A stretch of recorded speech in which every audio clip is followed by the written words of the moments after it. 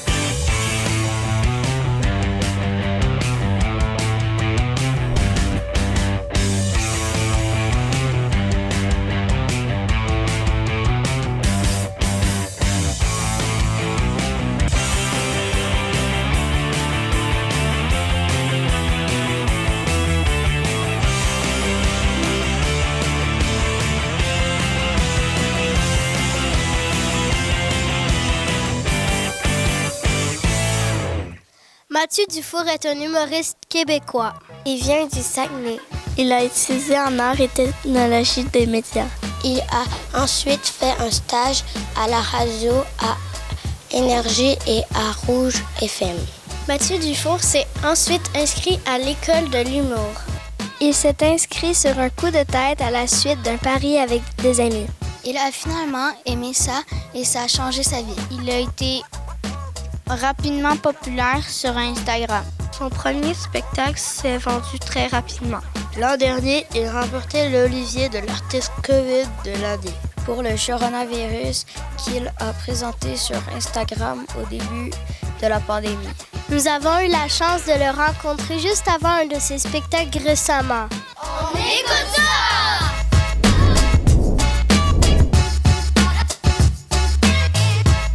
Quel genre de petit garçon étiez-vous? J'étais tannant.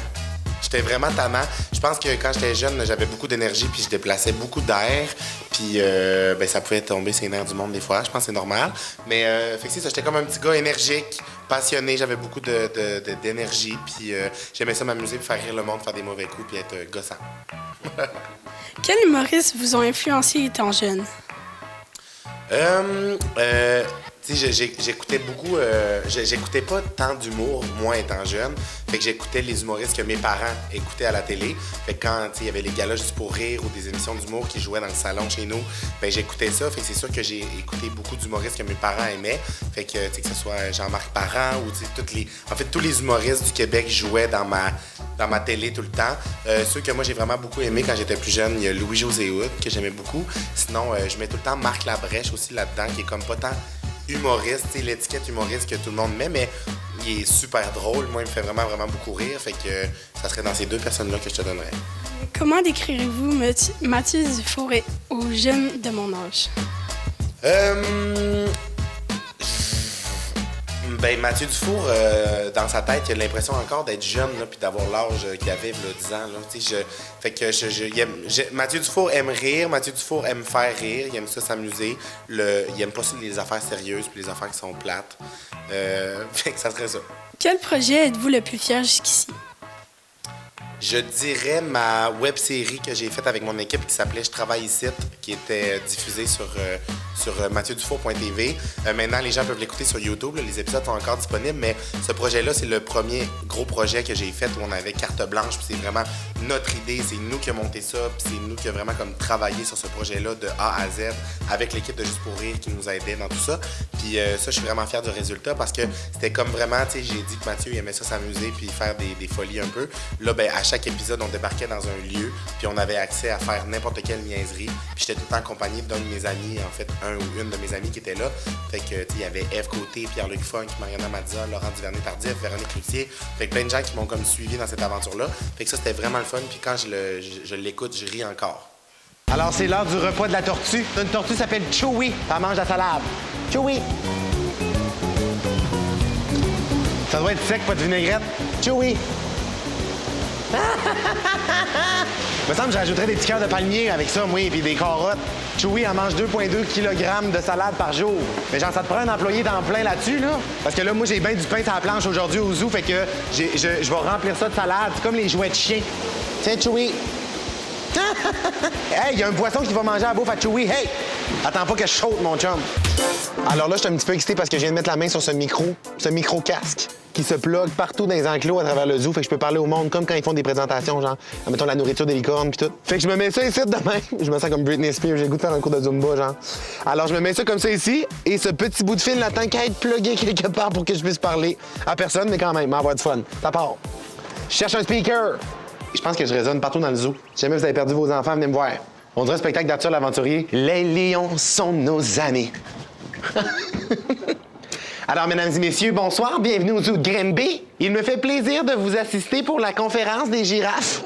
Alors, aujourd'hui, les girafes voulaient nous parler d'un sujet très délicat pour elles. Les torticolis. Oh non, mais genre, je pourrais faire ça pendant des heures. Là. Je suis tellement gossant. Imagine, il y a plein de monde ici, puis genre, je dis des fausses informations sur les girafes. Alors là, c'est inhabituel. Habituellement, je fais pas ça devant les spectateurs, mais je vais les appeler. On a un code secret, elle et moi.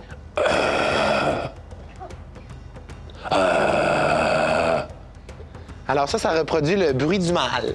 Je vais réaliser un rêve de faire un spectacle d'humour. Oh mon Dieu, on a le public qui s'en vient. Ça, c'est le public qui a acheté leur billet, c'est la mission générale. Tout ceux-là qui s'en viennent là, ils veulent avoir des bonnes places. Alors bonsoir tout le monde, ça va bien? Comment faites-vous pour trouver vos blagues? Je cherche pas vraiment. On dirait que c'est la vie qui m'envoie mes blagues. Tu sais, j'écris pas de blagues nécessairement. Je raconte souvent des histoires qui me sont arrivées, qui moi, me font rire ou qui fait rire les gens autour de moi. Fait que comment je trouve mes blagues, c'est faut que je m'amuse. Le plus souvent possible, faut que je fasse des activités, je m'amuse, je morde dans la vie pour vivre des situations qui n'ont pas de bon sens. Puis quand ça me fait rire, ben, je prends une petite note puis je parle de ça. Est-ce difficile de se démarquer des autres humoristes? Je pense que si tu essaies d'être humoriste puis tu essaies de copier une recette qui existe déjà, tu vas pas te démarquer. Mais si tu fais ce que toi tu as envie puis tu le fais de la manière que tu as envie de le faire, t'as pas à essayer de te démarquer. Le moindrement que tu restes toi-même puis tu fais des trucs qui toi te tentent, c'est sûr que ça va être unique parce que même si quelqu'un a déjà fait quelque chose qui ressemble à ça avant, c'est pas toi, tu comprends? Lui il l'a fait, mais genre là je le fais puis c'est la première fois que moi je le fais. Fait que non, c'est pas difficile, mais c'est important de tout le temps garder en tête que tu dois rester unique et toi-même. Puis je pense que si tu fais ça, tout va bien aller. J'avais rien prévu. C'est là que j'ai fait mes 2 premières tournées. C'est là que j'ai comme tout lancé. Mon rêve, c'est d'avoir mon panneau sur le bord de l'autoroute. C'est le monde qui se paye un panneau sur le bord de l'autoroute. Habituellement, ils ont des affaires à vendre. Là. Moi, j'ai absolument rien à vendre. Je sais pas si c'est le fait que j'arrive, puis j'ai 25 ans, puis je commence dans ce milieu-là, puis que j'ai la chance de restarter de quoi de nouveau. Là. Bienvenue au coronavirus. J'ai parti le coronavirus parce que j'avais atteint 60 000 abonnés sur Instagram. Puis là, maintenant, je suis rendu à 182. C'est un petit FaceTime en ce moment, comme ça, on était juste tous les deux, mais il y a 11 200 personnes. Bonsoir! La gang, j'ai gagné un olivier! Je ressemble à un poulet cru. Là, j'ai vécu une histoire de salmonelle, puis de poulet cru, puis de gingembre. Il fait noir partout, comme dans Saint-Domingue. C'est tellement niaiseux, mais je vis pour des moments de même. Le poulet est cuit, non, le poulet est cru. Il fait noir partout, dans la Saint-Domingue. La gang, je braille. Ben voyons donc! J'ai étudié en radio, je voulais pas faire de radio. J'ai étudié en humour, je voulais pas faire de l'humour. Maintenant, je suis un humoriste, je fais de la radio. Je suis vraiment excité d'être là. Ça reste tout le temps ça, le moteur de ce que je fais. C'est juste d'avoir du fun. C'est débile. C'est débile. C'est débile. Parlez-nous de ce que l'on retrouve dans votre spectacle. On le sait jamais.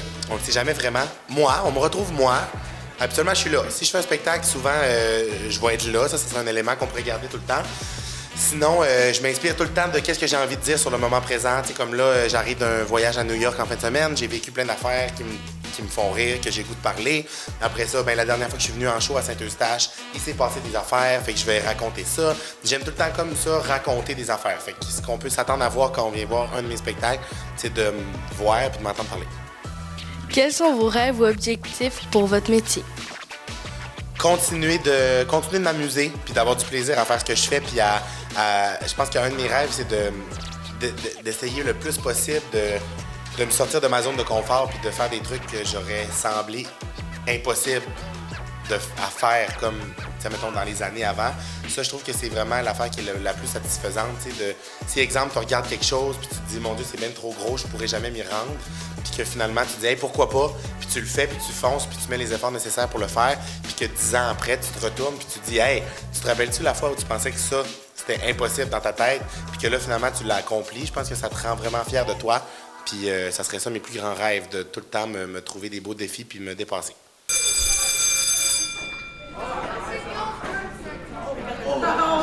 Je vous présente Johan, secondaire 1. Puis elle est en profil ID.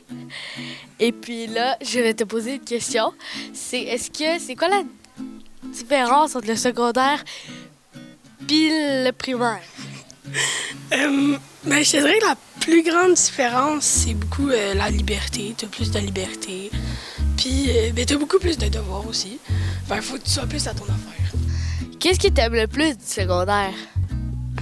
Je sais pas. C'est beaucoup de genre, tu fais un peu ce que tu veux là, durant les pauses et tout ça. Puis c'est quand même le fun d'être plus responsable aussi de ses affaires à nous. Puis c'est quand même le fun d'avoir plusieurs profs. Parce que si t'en as un que t'aimes pas, au moins t'en as d'autres que t'aimes. C'est quoi tes peurs avant d'aller au secondaire? Moi, c'était beaucoup d'oublier mon code de carnet, de me perdre. C'est pas mal ça, là. C'était pas mal les... Puis finalement, pour vrai, c'est vraiment moins pire, là. Comme je me suis pas perdue parce que la vallée, c'est assez petit. C'est vraiment facile de se repérer dans l'école. Puis sinon, ton code de cadenas, ça se fait tout seul. Même si tu reviens d'une longue fin de semaine, tes doigts, ils le font tout seuls. Fait que j'ai jamais vraiment oublié mon code de cadenas parce que ça se fait tout seul. Nous sommes en compagnie de Alexandre Dumaresque-Serré, Clarisse Louis XVI, Vous êtes en secondaire 2, secondaire 1. Quelle est la plus grande différence entre le secondaire et le primaire?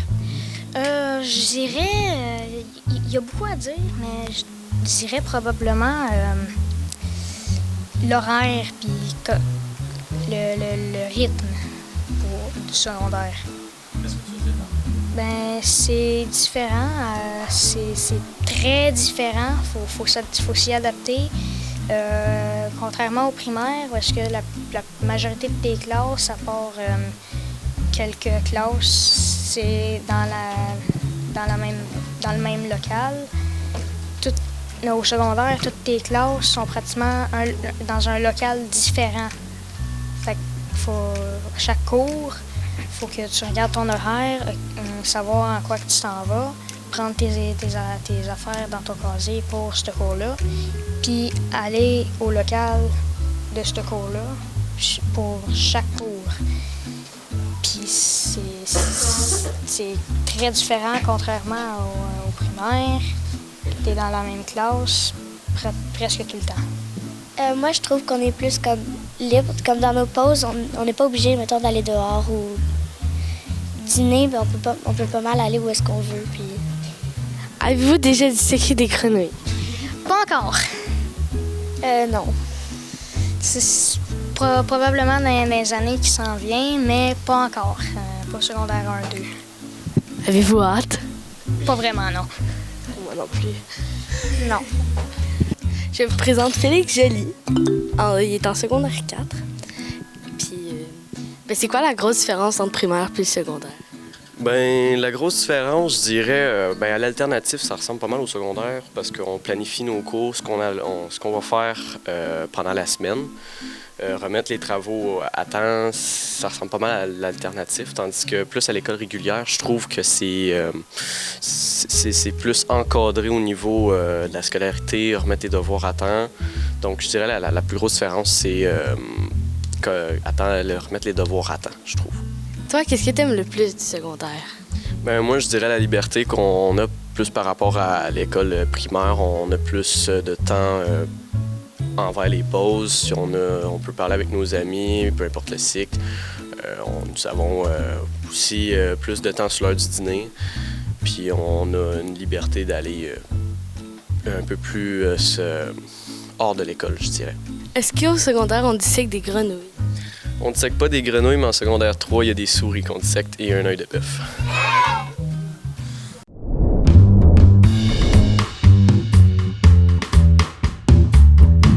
présentement, je vous dis, notre métier est encore plus difficile parce que, je sais pas si vous avez remarqué, peut-être vous ne remarquez pas ça si vous n'aimez pas les autos, mais je regarde M. Chabot ici, son père vend des autos, puis un bout de temps, là, quand on passait devant chez Ford, là, il n'y en avait pas d'auto.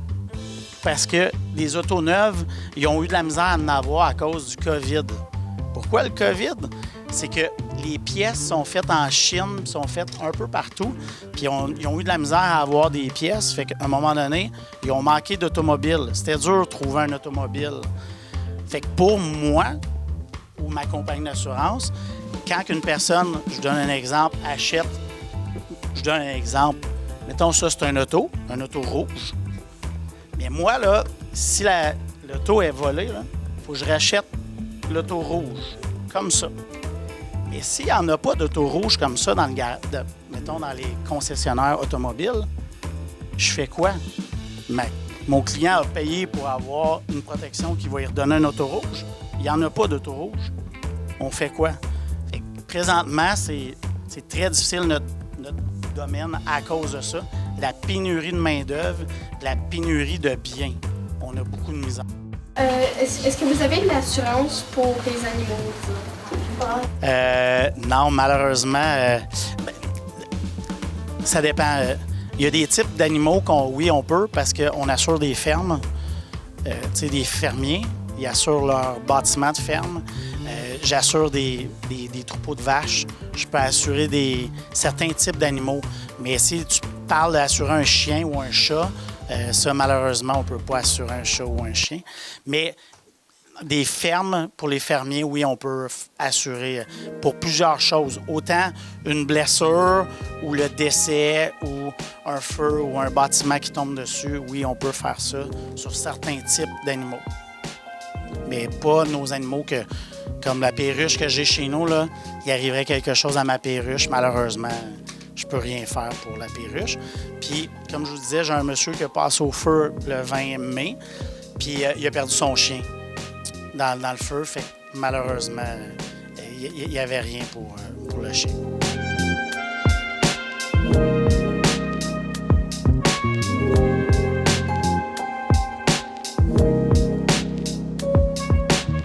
Mais c'est une bonne question. Moi, les assurances que je vends, c'est pas des assurances spécialisées comme qu'est-ce que Marc-Antoine parle, mais il y a des assureurs, dont une compagnie qui est à Londres, il s'appelle les Lloyds. L'assureur Lloyds assure des joueurs de hockey. Oui, il assure les contrats du joueur de hockey. S'ils se cassent une jambe puis ils peuvent plus jouer ou sont blessés, mais le contrat il est garanti. Il y en a que c'est les doigts. Il y en a, les acteurs, ça peut être leurs jambes, ça peut être plein de choses comme ça. Il y a plein de choses qu'on peut assurer, comme on peut assurer des bijoux, j'assure des caves à vin. Des caves à vin. C'est des gens, tu sais, il y a des gens qui aiment beaucoup le vin puis qui ont beaucoup de bouteilles de vin chez eux, puis ils ont des bouteilles de vin d'une valeur qui... Il y a des bouteilles de vin à 10 $, mais il y en a à 1000 puis il y en a à 15 000. Fait que oui, j'assure des caves à vin. Fait que si jamais il arrive changement de température, un arbre tombe, ça brise toutes les bouteilles ou un feu, mais il y a beaucoup de sous dans ces caves à vin-là. Puis c'est pas tous les gens qui assurent leur cave à vin parce que ça en prend beaucoup. Mais oui, on va remplacer les bouteilles de vin, on va en acheter des nouvelles. Si ça existe, parce que vous savez, comme je vous expliquais, l'auto rouge, qui est là, s'il n'y en a pas, je ne peux pas vous en donner. Fait que si la personne elle a une bouteille de vin telle année, puis qu'il veut avoir la même bouteille de vin, ça n'existe pas, je ne peux pas lui donner. Fait qu'on va lui donner des sous, puis il va acheter d'autres choses.